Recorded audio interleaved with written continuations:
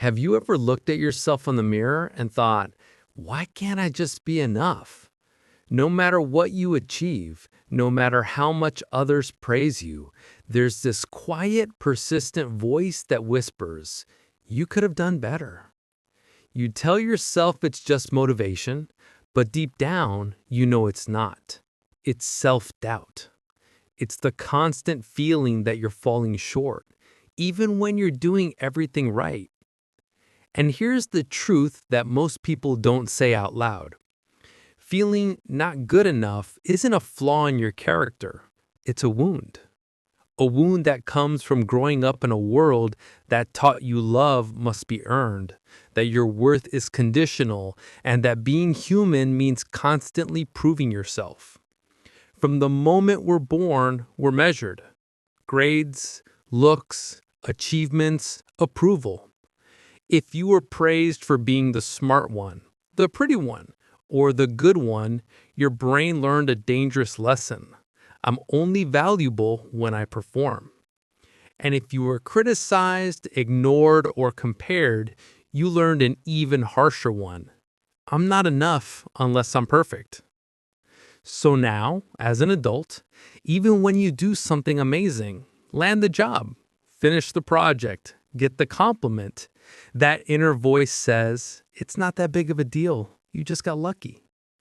You minimize your success and magnify your flaws.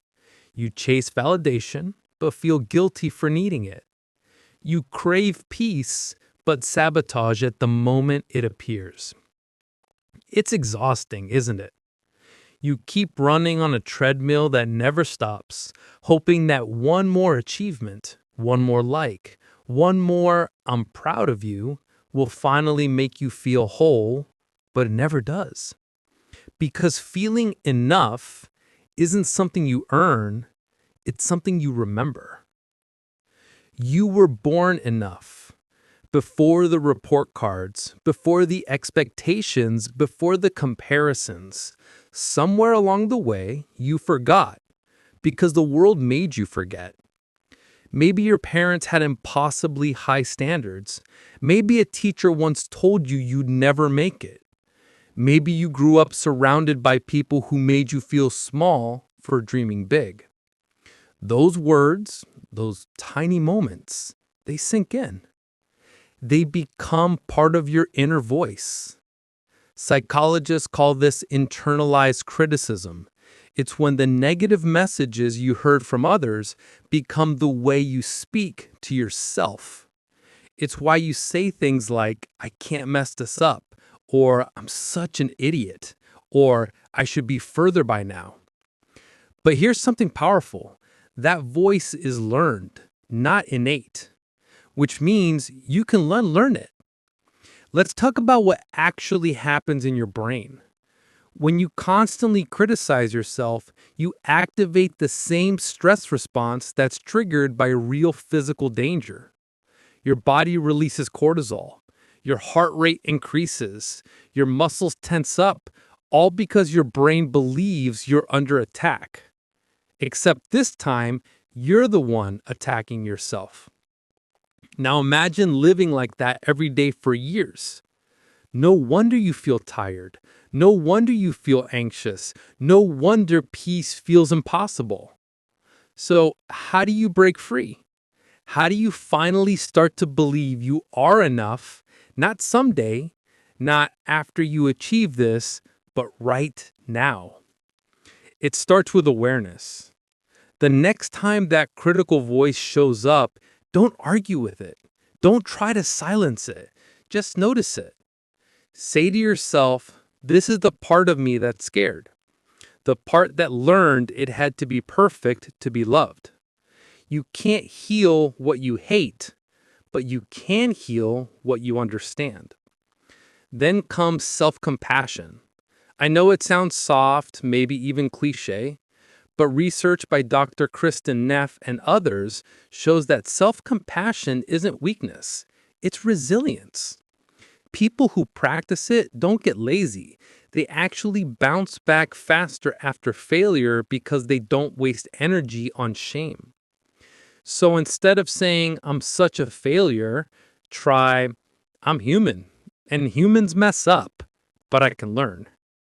Instead of asking, why can't I be more like them? Try, what can I appreciate about where I am right now? And then perhaps the hardest part, you must redefine what enough even means. Because as long as enough is a moving target tied to success, likes, beauty, or approval, you'll always feel behind. The truth is, being enough isn't about achieving everything, it's about believing you're worthy even when you achieve nothing. It's showing up for yourself on your bad days. It's resting when your body begs you to too. It's saying no without guilt and yes without fear. It's understanding that your worth doesn't rise and fall with your productivity. The world doesn't need a perfect version of you, it needs a present version of you. Maybe right now you're thinking, but I've spent years feeling like this. I can't just flip a switch. And you're right. Healing isn't a switch, it's a slow, messy, beautiful process. You'll have days when you slip back into comparison, when you doubt yourself, when you feel small. That's okay. That's part of the rewiring. Because every time you choose self acceptance over self criticism, you're teaching your brain a new truth. Every time you catch yourself saying, I'm not enough, and instead whisper, I'm learning to be enough, that's growth. And over time, that becomes your new baseline. You stop needing to prove your worth. You stop chasing external validation. You start to feel safe just being you. That's when life changes. Not because everything outside you becomes perfect, but because you finally make peace with the person inside you. Here's a thought to hold on to. The people you admire, the ones who seem confident and grounded, they don't feel enough all the time either. They've just learned not to believe every thought their mind tells them. They've learned that confidence isn't the absence of self doubt, it's the decision to move forward with it. So maybe you don't need to fix yourself. Maybe you just need to come home to yourself. You are enough. Not because you earned it, not because you proved it, but simply because you exist. And that is finally enough.